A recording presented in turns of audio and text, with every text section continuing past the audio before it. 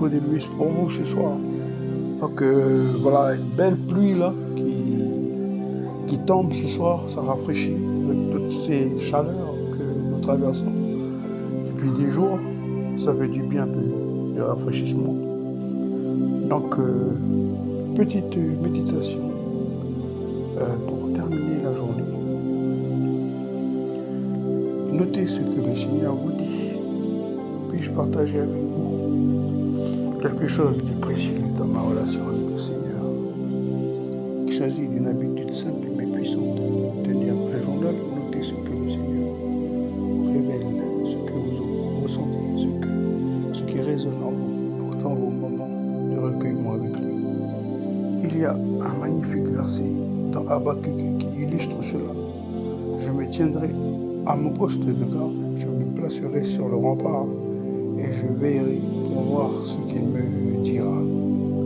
Habakkuk 2, verset 1. Voilà quelqu'un qui est pleinement présent, concentré, sans distraction. Il ne cherche pas à grappiller un moment avec le Seigneur entre deux activités.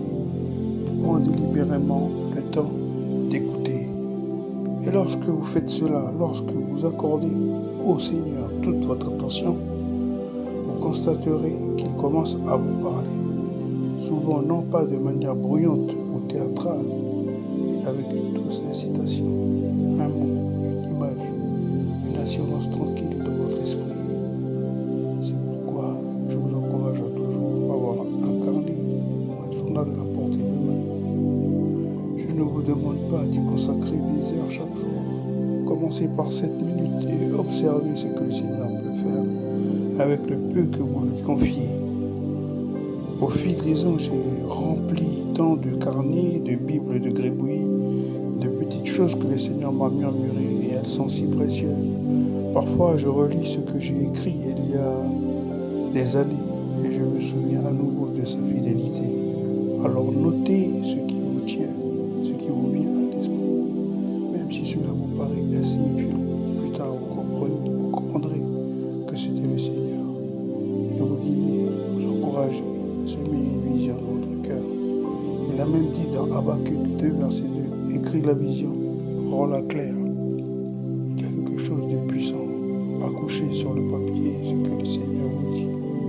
Vous en aurez sa voix et chaque fois que vous en aurez besoin, chaque fois que vous traverserez une période difficile ou une épreuve, vous pourrez vous référer à ces paroles et y puiser de la force. Commencez simplement par quelques lignes. L'important n'est pas la qualité de votre écriture, ni l'ampleur de la révélation, mais d'ouvrir votre cœur à Dieu. Ainsi adorez cette attitude lorsque vous vous présentez devant le Seigneur, carnet à la main, cœur ouvert, prêt à recevoir. Que le Seigneur bénisse votre nuit, votre nuit de repos.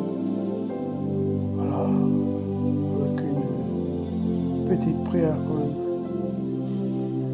N'hésitez pas à prier pour cette soirée.